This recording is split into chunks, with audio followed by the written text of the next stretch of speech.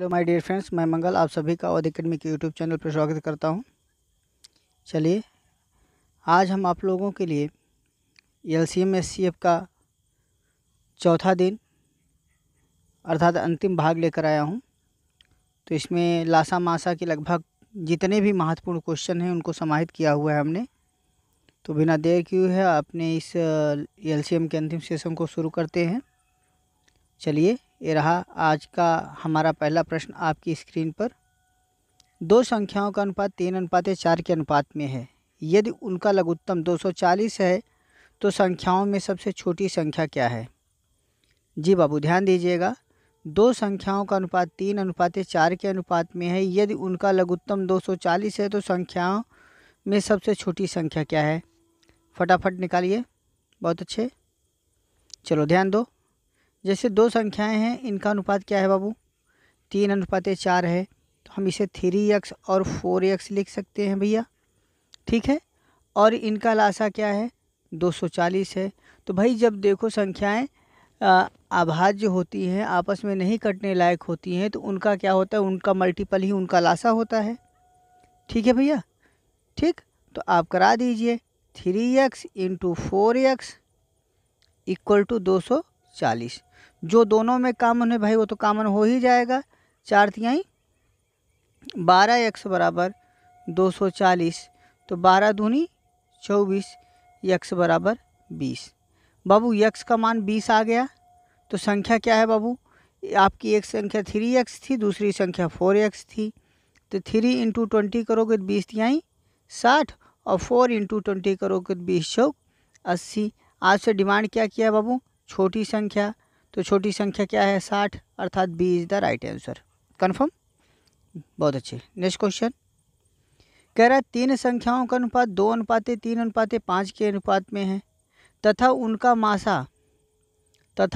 मासा 35 है और उनका लासा ज्ञात करिए।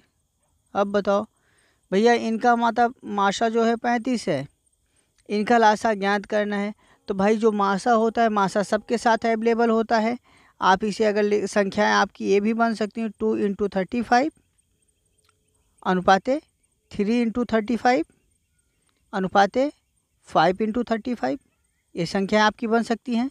तो आपका क्या हो गया? संख्या 35 दूना 70 और 35 तिया 105 और 35 पंचे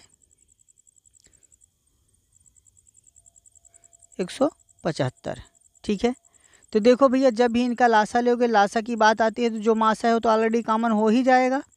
मासा के अलावा भी अगर आप अपना माइंड यूज करेंगे, जैसे 35 सभी में है तो 35 से सभी कट रहे हैं। उसके अलावा 2:3:5 है, इनका मल्टीपल हो जाएगा। 5 तिहाई 15 दूना 30, 30 × 35 अर्थात 1050 आपका एलसीएम हो गया बाबू।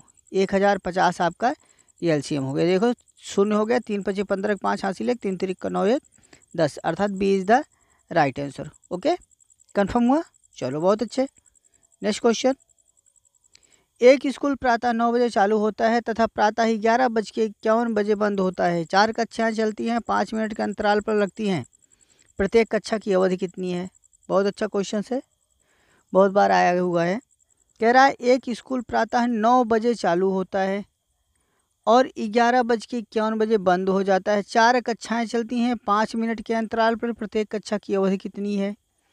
भैया 9 बजे चला और 11:51 पर बंद हो गया।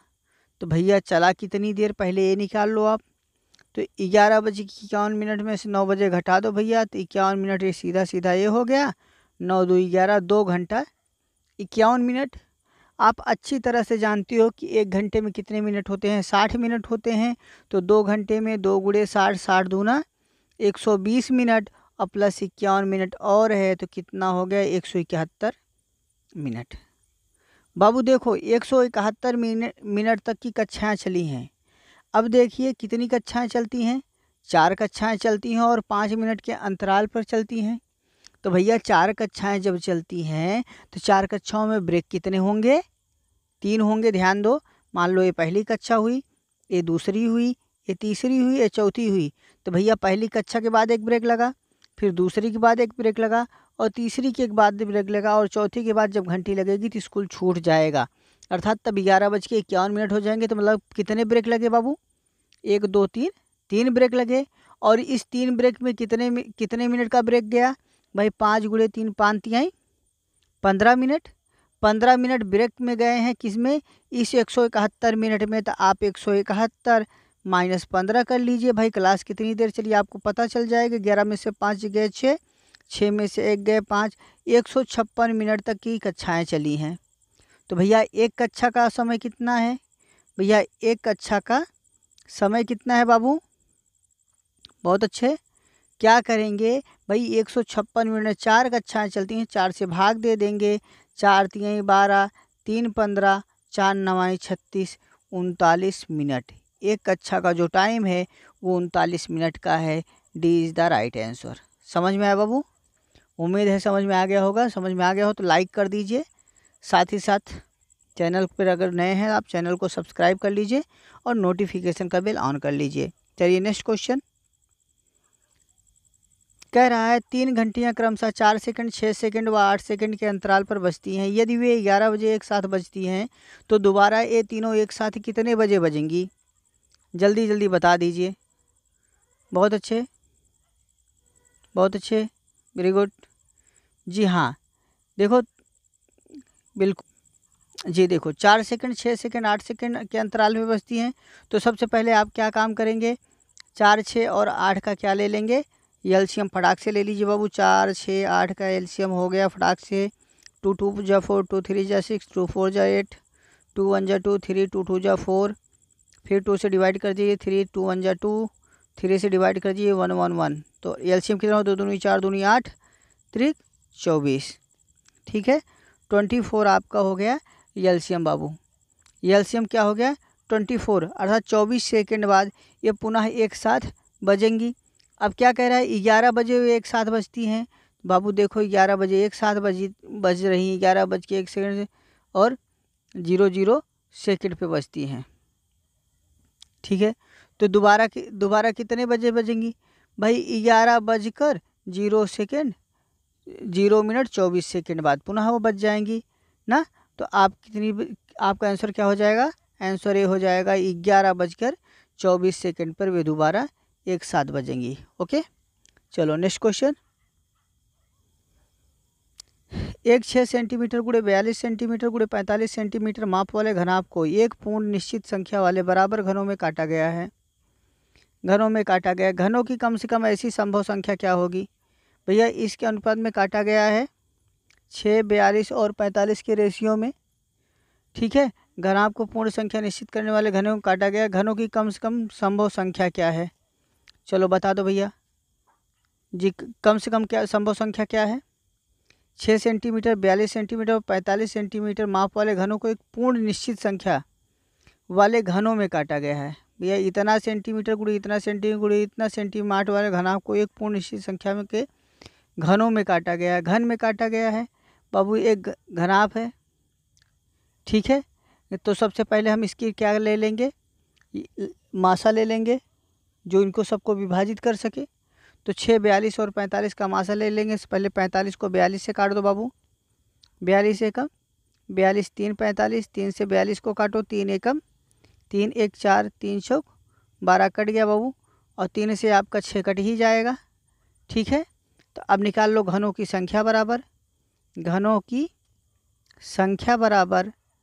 घनाभ की संख्या बटे छोटे घन की संख्या। तो घनाभ का आयतन बटे घन का आयतन। भैया घनाभ का आयतन बटे घन का आयतन निकाल लीजिए। घनाभ का आयतन बराबर क्या होता है? LBH लंबाई गुणे चौड़ाई गुणे ऊंचाई, अर्थात LBH अपान भुजा क्यूब। ठीक है, तो भैया लंबाई गुणे चौड़ाई गुणे ऊंचाई कितनी है? 6 × 42 × 45 बटे घन का आयतन 3 × 3 × 3, क्योंकि घन की भुजा 3 मिल गई है बाबू। काट दो, 3 दूनी 6। ठीक है, 3 एकम 3 1 4, 3 चौक 12। ठीक, 3 एकम 3 1 4, 3 5 15। अब इनका मल्टीप्लाई करा दीजिए भैया। 15 दूनी 30, 14 तिरिक 42, 420 घन बनेंगे। D is the right answer. Confirm हुआ।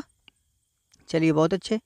नेक्स्ट क्वेश्चन, एक लड़का 1 रुपये 50 पैसे प्रतिदिन बचाता है तो वह कम से कम कितने दिनों में अपनी बचत को 20 रुपये के नोट में बदल लेगा। बहुत अच्छा क्वेश्चन है।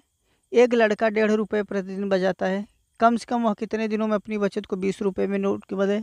भैया सिंपल सा मोटा मोटा दिमाग लगाइए कि 1 रुपया 50 पैसे प्रतिदिन बचाता है, 10 दिनों में कितना बचाएगा बाबू, 15 रुपये 0 पैसा ना। तो इसी तरह अगले 10 दिन में कितना बचाएगा भाई, 1 रुपये 50 पैसे के रेशियो में फिर 15 रुपये इतना पैसा हो गया, तो फिर अगले 10 दिन में फिर वही उतना बचाएगा। तो कितना हो गया, 15 30 रुपये पूरी तरह से नोट में बदल लिया। और नहीं तो आप सिंपल इसका 10 गुना कर लो बाबू, कितना हो गया, पूरा 150 हो गया, मोटा मोटा मान लो। ठीक है, अभी देखो 10 दिनों में इतना हो गया, तो अब क्या कह रहा है, दिनों की संख्या कितनी हो गई भाई, 10 ये लगा और 10 ये लगा, कुल समय कितना लगा बाबू, कुल समय बराबर 20 दिन, 20 दिन लगा।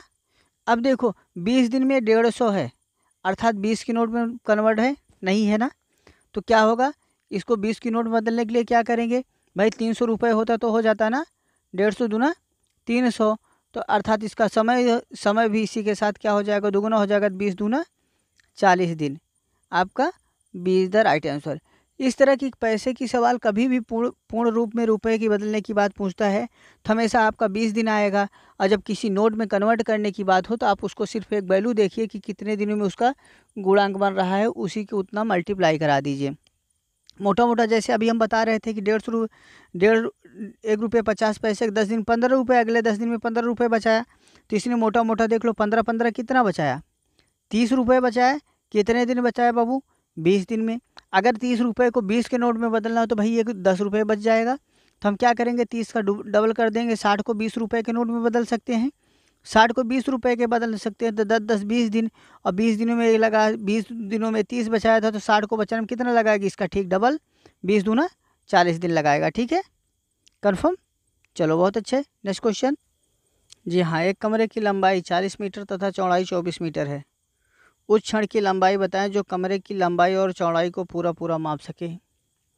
एक कमरे की लंबाई 40 मीटर और चौड़ाई 24 मीटर है, उस क्षण की लंबाई बताएं जो कमरे की लंबाई और चौड़ाई को पूरा माप सके। बस सिंपल सा है भैया, फटाफट ऐसी कंडीशन में क्या करेंगे, उनका मासा ले लेंगे, जल्दी ले लीजिए। वेरी गुड, 40 और 24 का मासा ले लीजिए बाबू।